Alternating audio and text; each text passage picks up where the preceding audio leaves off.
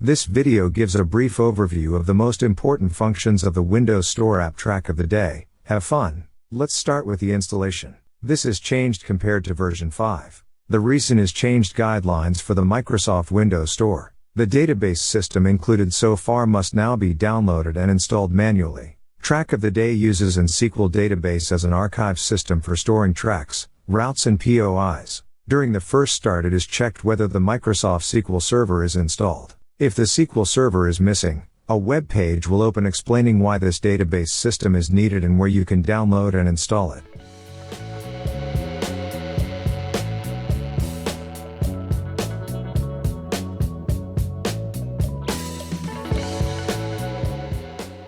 After downloading and installing you will return to Track of the Day. Now it is checked whether the SQL Server is installed correctly and whether a database connection can be established. If everything works, the Track of the Day database is set up or an existing database from an earlier version is adopted.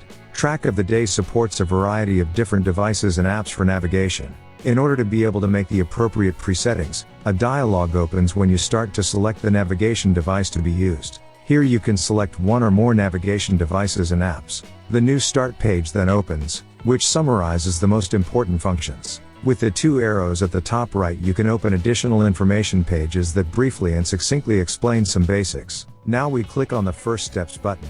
Here you will see a website that contains a short article to get you started. Some of the core functions can be accessed to the right. Now we click on the User Profile button.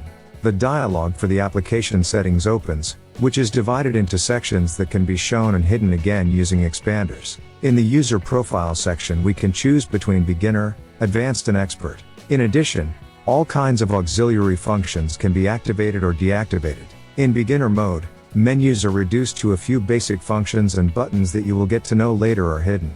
We close the settings and tap the function key F1 to open the home page again. We click on Get Started again and now on Set Location. A dialog opens and we enter the address of our current location. Alternatively, you can set this location by right-clicking and selecting Set Current Location here. The location is very helpful when planning routes and enables quick route planning with the Create Route Here function, where the current location is the respective starting point of the new route. You can center the map at the set location at any time using the key combination Ctrl+H. We are now starting to plan our first route around the Sierra Nevada in Andalusia, Spain. First we look for a hotel near Granada. To do this, we click on the magnifying glass symbol in the search field. The Google Maps website opens. After logging into Google, we search for a hotel near Granada and click on the icon with the POI asterisk.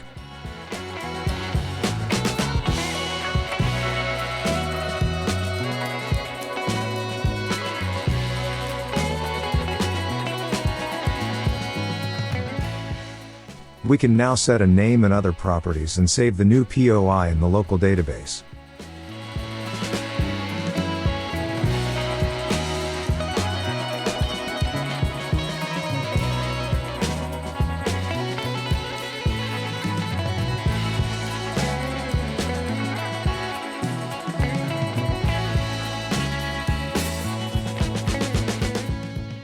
Now we click on the button labeled Create a Route and start the quick route creation, the so-called quick routing.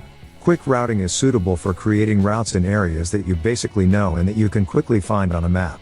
Later tutorials will show you how to use Google Street View to find the best streets for exciting new motorcycle rides. In this example we are planning a tour around the Sierra Nevada. To set the starting point, we click on a street near the hotel. With each additional click, a new route point is added to the route and a possible route to this route point is calculated. All route points can be moved using the mouse or a pen. The key combination Ctrl+Z deletes the last route point. The routing profile shown at the bottom of the map is used when calculating the route sections.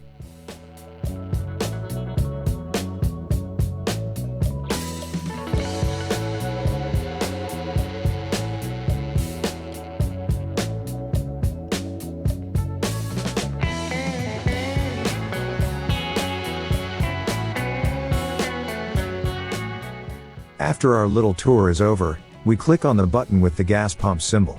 A search is now underway for gas stations along the route. Gas stations are shown as small icons along the route. To accept the route, we click on the button with the plus symbol. Alternatively, you can close the quick routing dialog. You will then be asked whether you want to reject the route or accept it. All routes are displayed in the main menu on the left in the list of routes. In order to use a route for navigation, you have to export it to a navigation device. If a route is selected, the Export Route button is displayed in beginner mode.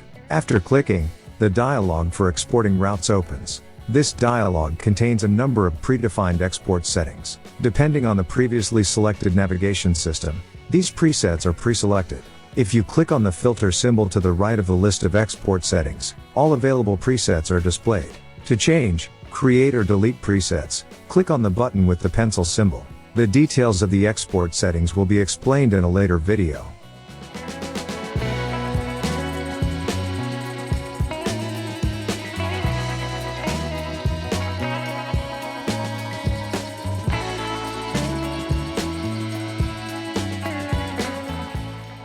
For this example, we select Google Maps as the destination for the export and click on the Export button.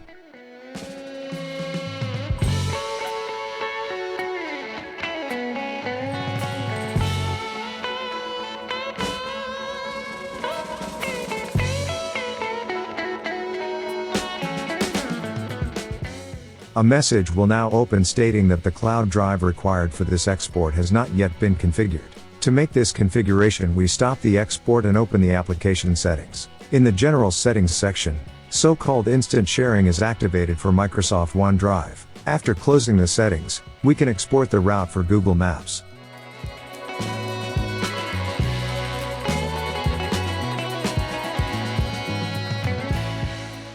After exporting, a web page will open where we will find the name of the route and a hyperlink. If you click on this link, Google Maps will open. Here you can send the route to your smartphone to start route guidance immediately. If you only want to use a Google route on one of the next days, you can open the exported website on your smartphone or tablet with a web browser such as Safari or Chrome and start the navigation by tapping on the hyperlink. Thank you very much for watching and see you next time.